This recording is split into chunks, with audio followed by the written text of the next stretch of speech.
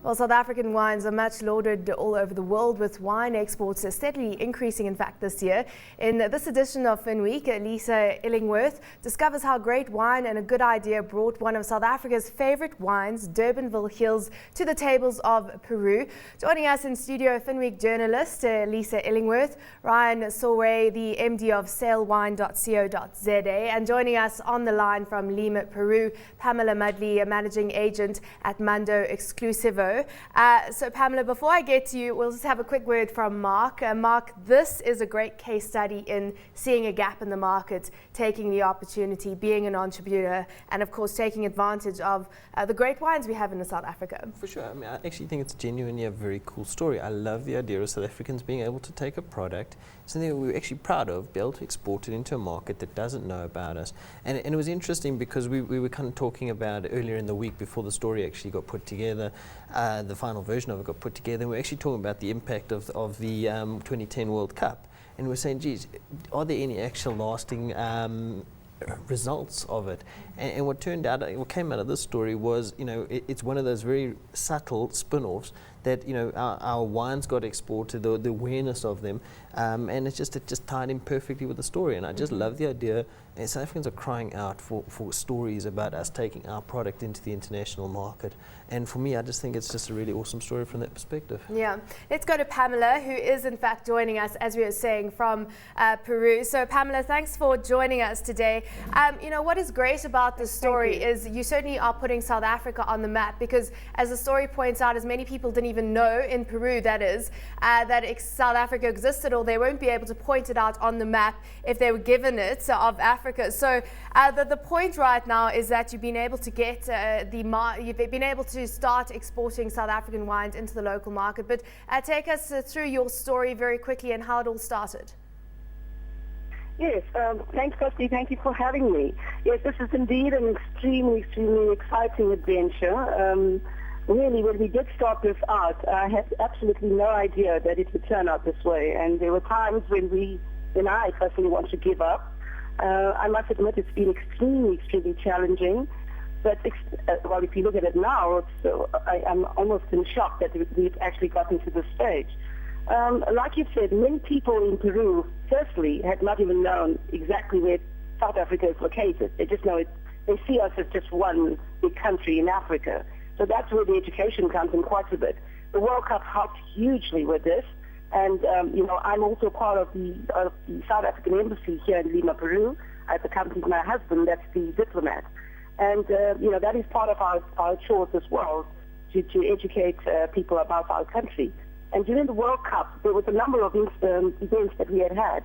And, Lockstruck and one of the events that we had hosted at the South African Embassy residence, we had South African wine being served.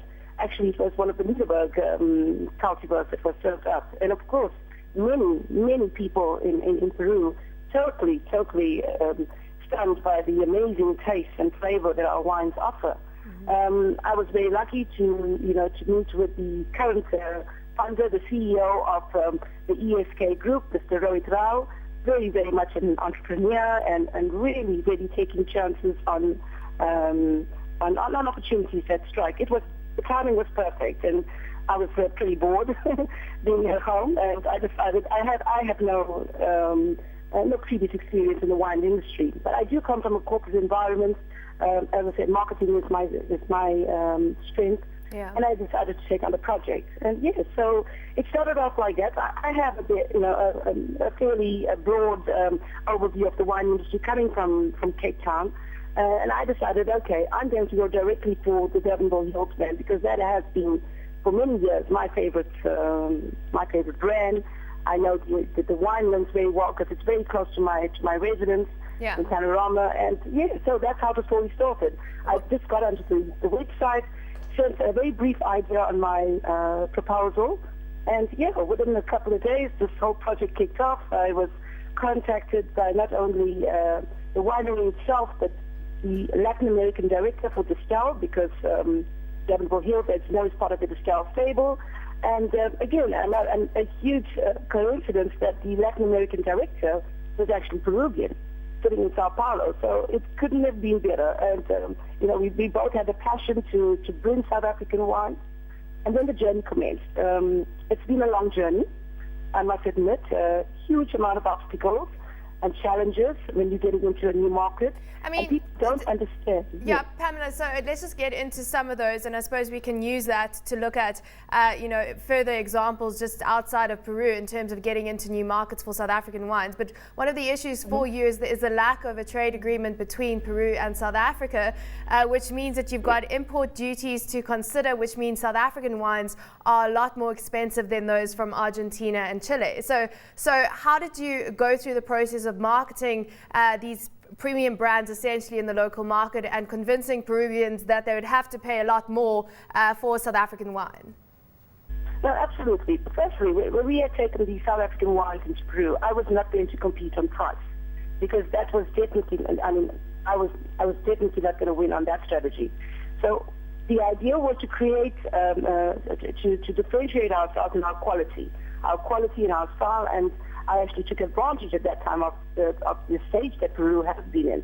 In the last few years, Peru has been on an economic boom. More so also with Peru being part of the global scene right now in terms of tourism, in terms of gastronomy. So really, the timing couldn't have been perfect. The Peruvians were very open to other imports. It has been difficult because, firstly, as I said, they don't understand, or they don't know, they're not aware of the South African category. South African wines, put into over a decade ago, but not too successful. So this time we had to do a whole new strategy. I spent a lot of my time really educating people about South Africa in general, let alone the wine. That has been amazing, because to tell the South African story, automatically you get the buy-in, and then, once people taste, the most important thing is getting them to get the first taste. And once that happens, you sold, because the South African wine, especially Durbanville Hills, together with the Peruvian cuisine, perfect match. So yes, it has been a bit daunting, but really rewarding once we started getting people to start trying out the wines. In fact, we've had a lot of success at one of the very prestigious wine exhibitions that is held annually.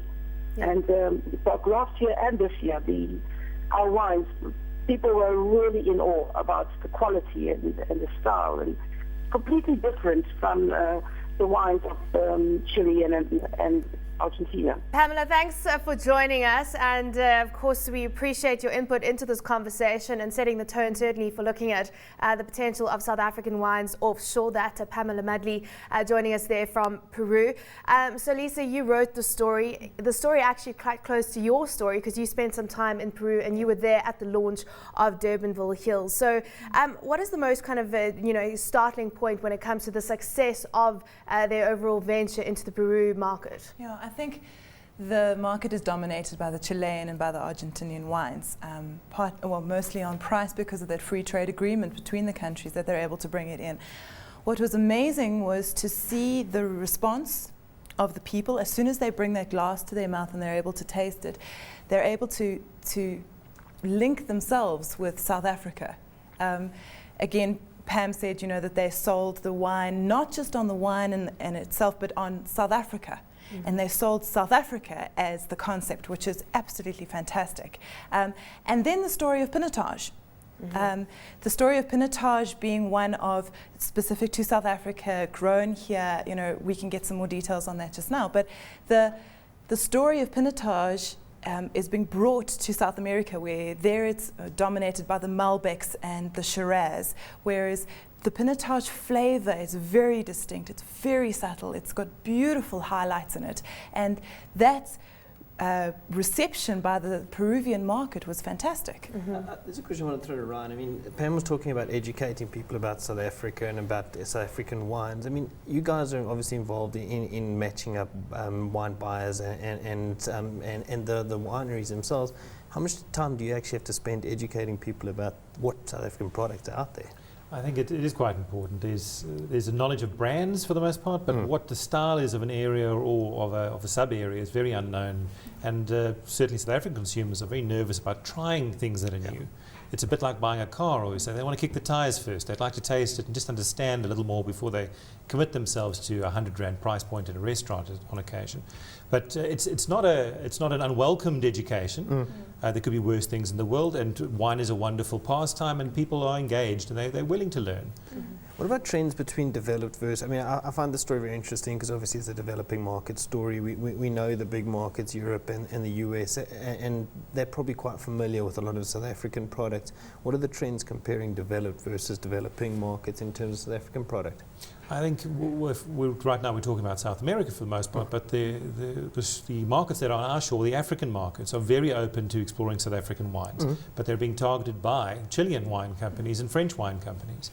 West Africa is dominated almost entirely by French wine companies. So they already have a taste for the product, and the European wine styles are quite different. So what they're doing is educating the palate towards the European, and Chile is not that far away from that lighter style wine. And we're coming in last, and we're a little bit more of an uphill, but it's about government support again for those markets. Exactly, but that's my question. Are we missing a trick then?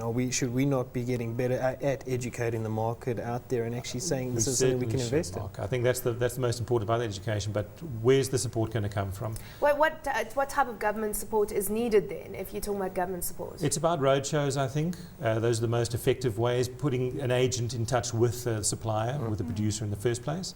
And then it's about backup within that market. What sort of environment are we creating around South African products in general?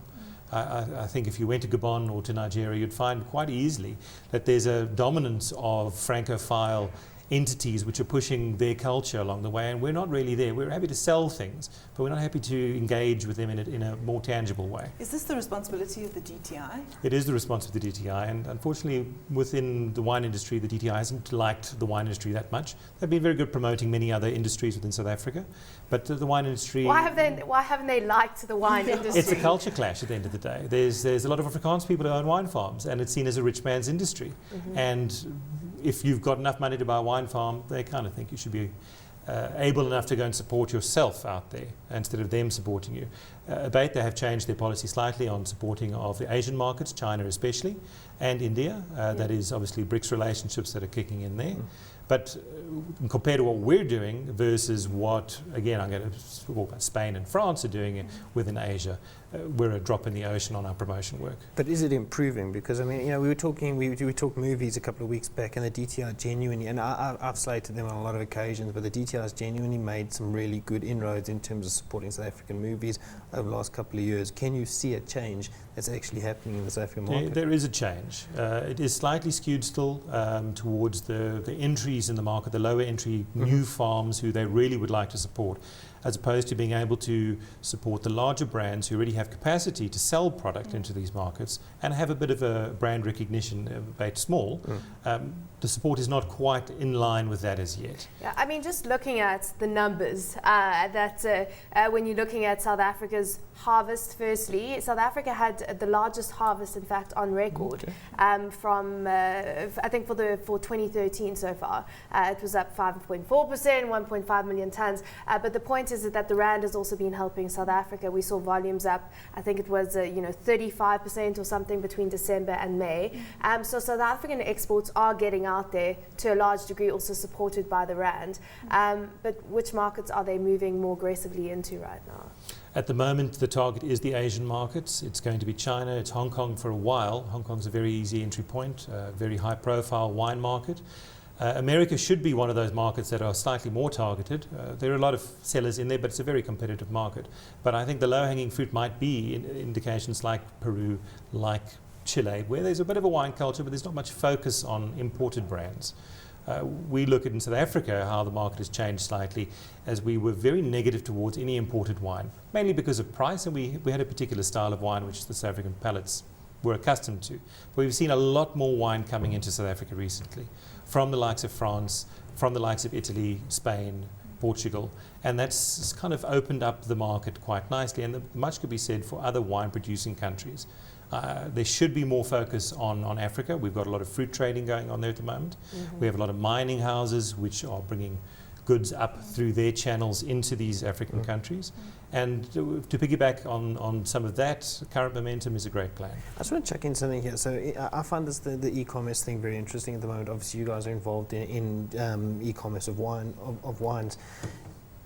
How important is it? And we don't seem to have an e-commerce culture in South Africa. Maybe it's starting to change a bit, but if we invested more in the infrastructure, you know, allowing cleaner payments, being a high-speed internet, etc., would it change your business, and would that in turn have a knock-on impact to the local wine industry? I think it would change it dramatically. What we're looking at is very slow internet speeds at the moment, and that being the business, we notice it quite a lot. The nature of the banking industry currently in support of safe payments, we're very safe. There's no issue about that. But we're becoming too safe. We're at the top end of the pyramid. The new institutions of verified by Visa and safe with MasterCard are putting people off shopping online. And these were instituted recently for all online transactions without negotiation with the merchants. And the banks have said this is the way you will do business now. And we've had a lot of feedback from clients saying we're not happy with it, we don't want to do this, we find it cumbersome. So there could be a little more engagement between the banking industry if that's going to be the main source of where we put our money. It's got to be the transaction. And handling of Forex then in amongst that payment, or is it really just a credit card type? It is a credit card transaction. We do a lot of EFT payments as well. We just find people prefer it for the most part if they're not entirely comfortable with putting their credit card out there. But more and more, they're getting used to it. We're still at the early adopters phase, I think. We're not at any deep penetration, certainly from the wine industry. I've read recently that the likes of Wanted All and the larger general retailers are growing substantially. A lot of them have not touched wine because it's a very specialized item and it's a heavy item for sake of transporting. But that would be the other component that we all need to work with from the banking, would be the couriers. That would be my next question. Yeah, if we can get that right, the couriers are non-responsive at the moment. They don't see the value that online retail could add to their businesses. If we can speed up those delivery times and the safety of product in transit, it's the greatest joy to have a customer tell you, your wine has just been broken. We've got to wrap this up. Unfortunately, we've run out of time. But just very quickly, if you could, 30 seconds, if someone is now seeing Africa as the opportunity, what would be your advice to someone who wants to perhaps be an agent between the two? I know that's a place you're operating in, but what would be that advice? I think it's find a local partner who understands the market, who's committed to, certainly from the wine side, to that kind of product in the industry, who's been there a while. Find a good source locally for great product, who's willing to back their brand, and the rest should be easy enough.